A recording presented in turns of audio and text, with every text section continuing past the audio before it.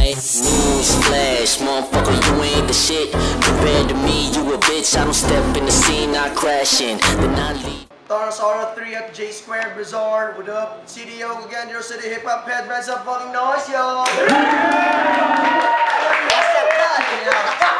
Tonosaurio 3 ba eh. Katulo niya siya ng mugna ang mag-battle sa mga palimaw diri sa mga bato. Away pa, introduce myself to my PUBG naka-host. Yeah, Michael. Kuya Ido. Pedophile. Shout out sa tanan diri ba yo, Nams, Mad Dog Clothing. Implosive, Rudy, Krega, Bukuda sa buhay. Pero before that, Bams Human Right in the Deuces. Yo, Jam and Jay.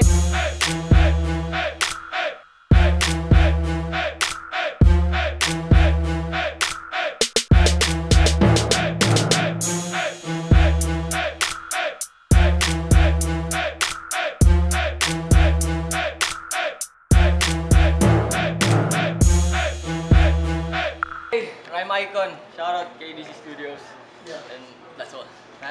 KDC Studios nga pala, tapos DJ MC Fella. Special shoutout po James Iligan, Dimokay Music 3. So, Baral MC, on my left, Il represent, introduce yourself. Yo, Didal.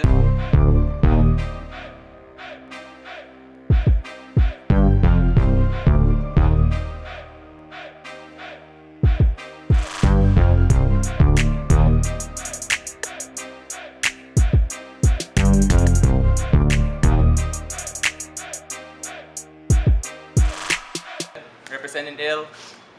So una na battle pero may kinasugdan na yun. So that's all. So, Jam and Jay won the coin toss. First round para kay Diddle. Let's fucking go! Dugo ko'y kumukulo at matay na nanalisik dahil ako'y dapat merong patayin. Hindi po to rap battle inyong pinuntahan, isang funeral service ang inyong inattend. Ililibing ko to sa tabi ng labi ni Bob Marley pagkatapos sakalin. Cause I don't hate music, but tonight I'm putting a fucking end to this jammin'.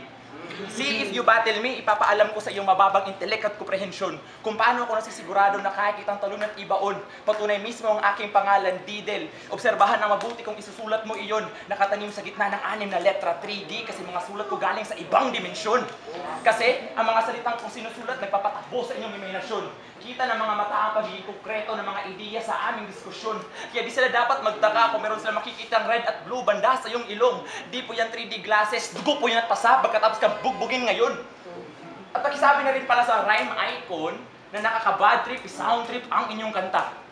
Di ba ito tungkol sa pagiging single nyo? Well, I really hope na mahanap nyo ang inyong sinta. Tapos try nyo mag-date sabay-sabay para pasabugin ko ang lugar kung saan kayo pupunta. Pero at least naman dito sa Pilipinas, mabawasan tayo ng 8 jeje at puta. Kasi, love rap MC ka lang boy, huwag mong itanggi o ipagkaila. Nagsasalita ka tungkol sa pag-ibig pero alam ko ang tunay mong sadya. Kasi ang galawan nito parang pari lang sa araw ng kaarawan ni Inang Maria. Magsisermon tungkol sa pagmamahal tapos hihimas sa birhen bigla. Kasi ang fuckboy na imahe naging sagad na sa iyong buto ay mali. Butot balat ka nga pala kaya yan ang buong pagkatao mo. Pero doon ko napagtanto ang punto mag-aas ng huling pako sa iyong pinto. Kaya pala cheap and generic ang bars mo kasi di ka marunong magmahal ng totoo. Pero wag ka! Siya ang nag-champion sa Korean rap battle sa MLB. Should I have been hesitant? Putya, di ako impressed kahit meron ka pang fans club with a matching president. Kasi, oo, hinirang ka na kampiyon, pero di nakaka-convince kahit na merong evidence. Nakakapagtaka na kampiyon ka sa purihan, but your words and actions do not complement. Kaya paano ka mananalo kung ang mensahe at pag-uugali ay magkaiba? Tandaan, ang abilidad ay walang kwento kung ang kredibilidad ay nakakapagtaka. Isa puso mo, ang tunay na makata ay sinasabuhay, ang mensahe ay sinusulat gamit ang tinta. At ngayon isa ulo mo na walang kwenta ang mga sulat mo laban sa akin parang kontratang kulang sa lagda.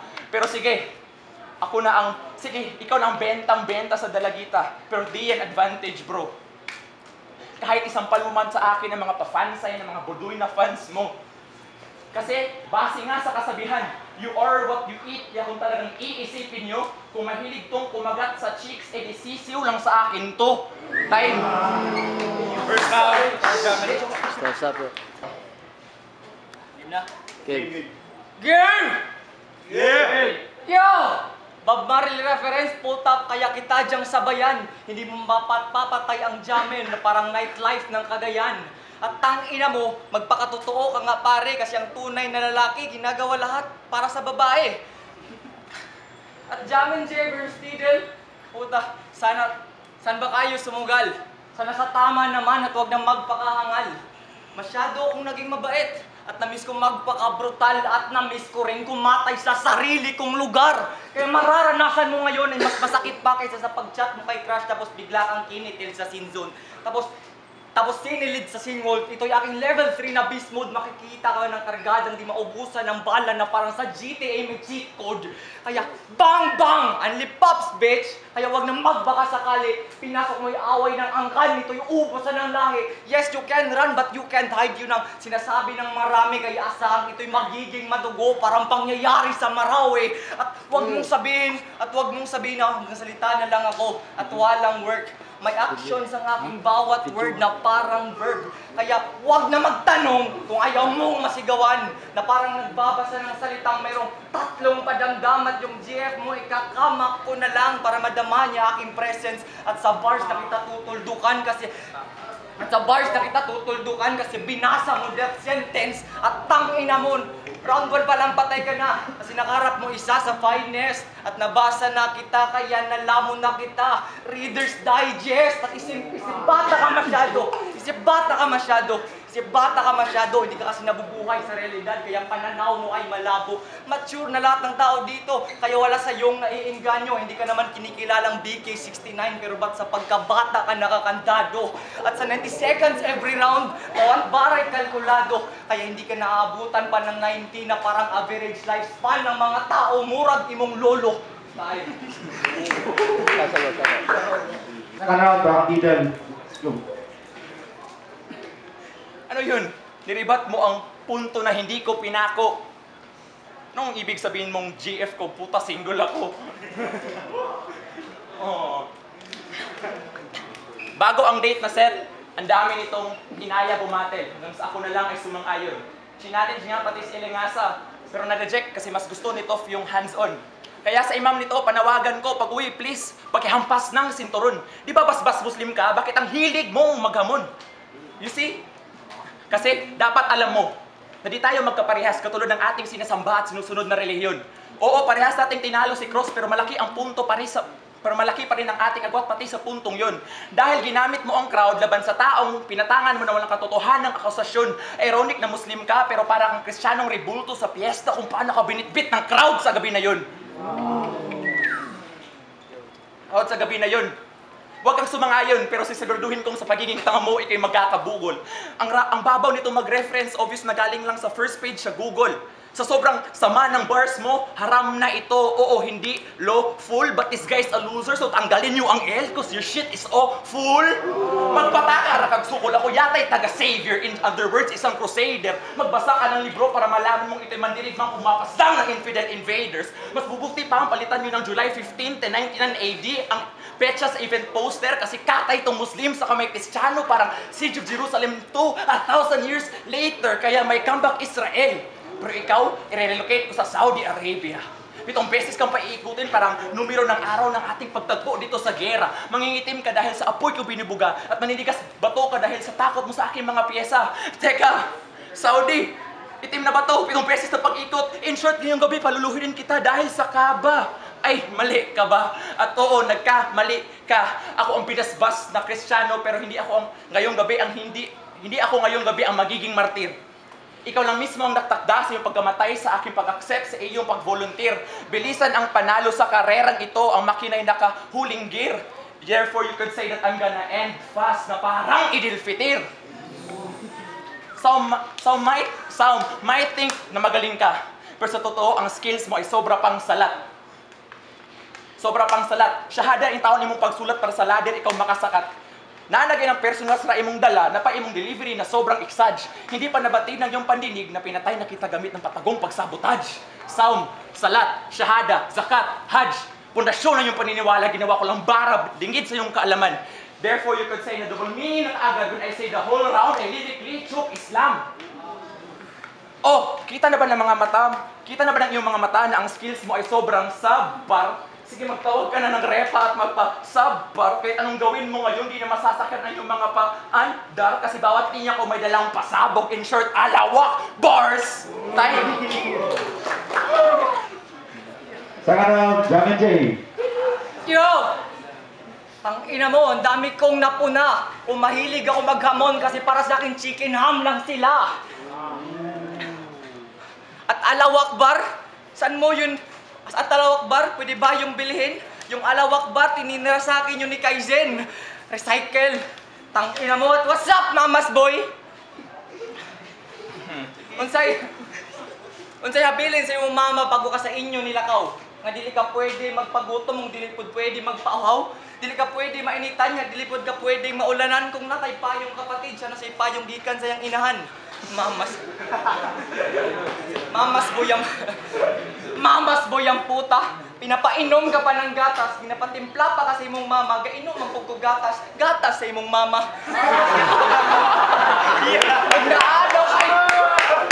Og naadaw kayo uyab. Nga grabe kayo mo lambing. Dili ka singguloy. Guan, tapaon di karon bain mo di ka gipabukalan nga red horse ron. Yo, og naadaw kayo uyab. Nga kusog kayo maglambing. Ya perminti daw sila magsigig labing-labing. Imong uyab flat og ilong, flat og tutoy kabala ko inyo pud tong napansin. Ya flat pa jug lubot. Unsa siya flat screen? At pasensya na. Kung ngayon lang ulit nakabattle sa Cagayan, napakarami pa kasi ng lugar na kailangan kong paglakbayan para sa karangalan ng syudad. Ako'y dumayot, pumatay, kaya nag-uwi ng tagumpay galing Cebu, Ormoc, Iligan, pati naman ay balay. Ikaw, nandito ka na nga, hindi ka pa sumusuporta. Sa mga local hip-hop events, puta, hindi ka nakikita. Kumbaga sa movie scene, para kang umabsent ka ekstrang walang kwenta kasi wala kang naiambag sa eksena. Oh, di ba sampal sa'yo yan? Kasi sinabi mo yan sa amin dati na wala kaming maiambag at nasa baba na lang parate. And guess what? Mas malayo nang naabot ko kaysa sa'yo at marami nang bumibilib. Ngayon para kang baguhan na smoker kasi masakit yun sa iyong dibdib. At yung grupo mo, puta ayaw na namin yung masilip. Ang ila ay may sakit, kaya tuluyang namatay, kaya kayo ngayon tahimik. Yan ang problema sa inyo. Porket nakapagpabilib lang nung una, naglakihan ng mga ulo para kayong mga mall sa Cagayan kasi wala na mo'y respeto.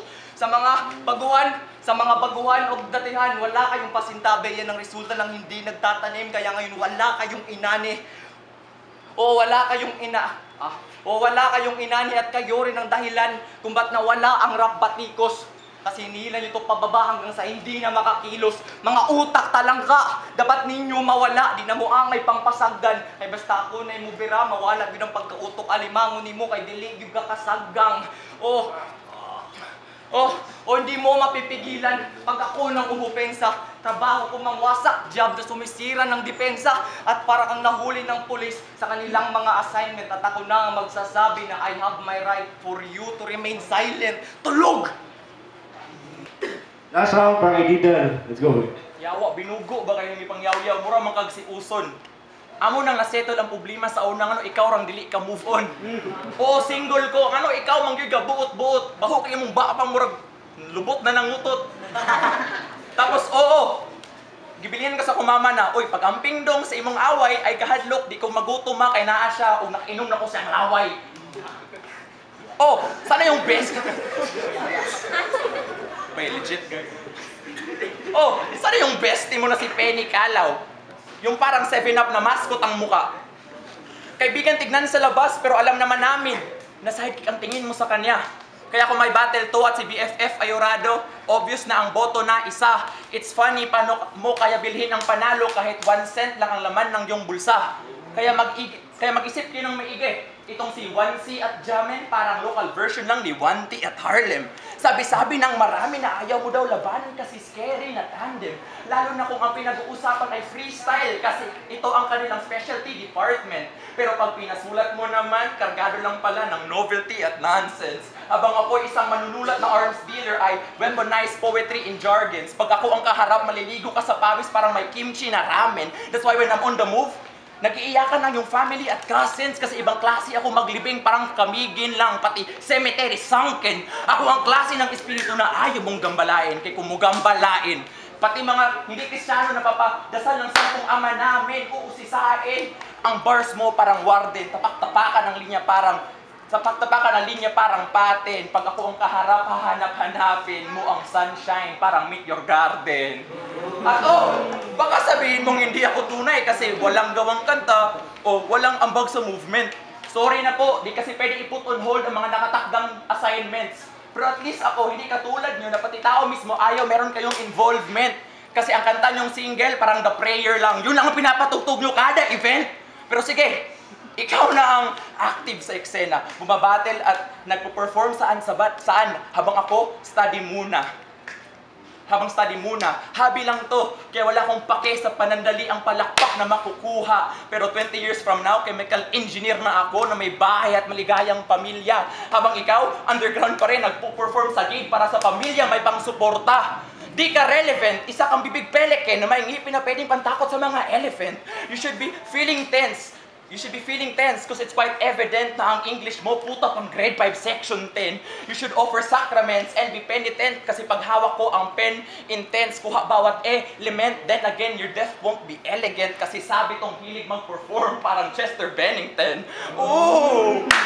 Because Dido's donating a deadly dosage of destruction, destroying dumbos devoid of defense. Dodging this from this distance or from a distance does no debatable difference. This gent delightfully distribute disaster that does duly diminish on these daughters' dim diligence. I devour and dominate dainty dogs, deeming I'm hip-hop's only divine deliverance. Ako ay nag-Ingles. Pero hindi yun para mag-impress, hindi yun balak gawin. Pinakita ko lang na una ang D sa J kahit sa albabeto ka pa tumingin. Kaya sa pagkamatay nito, ang J sa kanyang pangalan, inyong tanggalin. At sabay-sabay nating ialay sa kanyang bangkay ang isang malakas na Amen. Time. Last round, Johnson J. Yo! Graduate na ako! Ang sarap mong patayin! Ako rap at pag-eskwela, pinagsag, kaya kong pagsabayan, puta! Diddle, may triple D sa pangalan pero imposibleng maging isa sa Davao Triad. Ako DDS, tunay na membro ng Davao Death Squad. Kaya yung mga pinagsasabi mo, hindi yan totoo. Kaya umamin ka na nga, Edgar Matubato! At congrats dahil sa'yo, may hotel na ang McDo.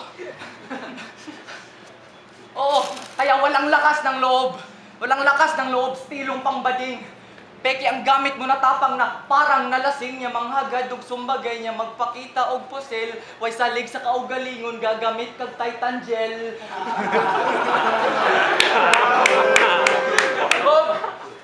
Ay sa panahon karon, daghan nagdili tinuod. Oo, grabe jud maong goodbye to Marlo and say hi to Sanderford kay sarap battle. Bad boy to kunwari pero sa bahay good girl nakakahiya ka pare. Oo, ikaw nga si Sanderford kasi peki ang ginagamit mong imahe. Pero trip ani niya silang balay. Manglak sa pertahan niya, way pasudlon niya, magpugong niya. Sa kwarto magkundom, maglumlum niya, maglulo, magkundom. Yawa. Ang kabaw ka. Pero, ay sigkan, nagpaunti ka ron. Pero nakasway din nun, siyang babae. Nagkitagaan siyang pabor. Moto kay first time mo niya moto tanang posisyon iyahang gi-explore, pinatuwad sa door niya, pinahigda sa floor niya. Maayo daw kay kamudala murag si Mang Kanor ana ang lola ni Apor.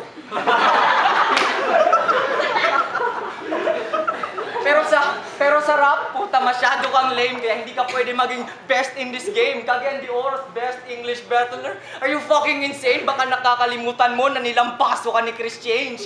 Kaya wag ako. Hindi mo pa ako kayang sabayan. Hindi ka pa masyadong mabigat parang traffic ng Cagayan. Samantalang ako'y traffic ng EDSA. Mas bumibigat kapag merong bumunggo o traffic ng EDSA kasi marami ng karera ang sa akin huminto.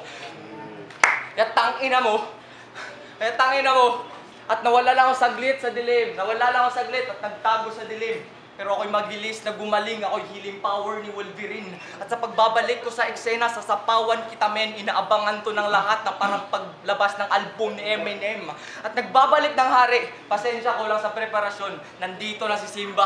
Kaya nagbabalik ng hari para samahan ko dito ang alaga kong isdang oro. Kaya Steve, kasama na ang tournament para maging formal na ang pag-upo ko sa aking trono. Time. Ito na sa mga make some fucking noise, sir! Good luck, judges, bye. Good luck. Ito na sa Oktoberfest, G-Square Bazaar. Grabe kainit na battle, bay. Pero before sa decision, make some fucking noise. Yeah, what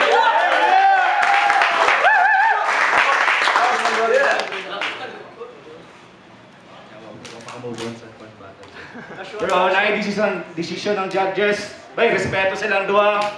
3-2. Para kay Didan.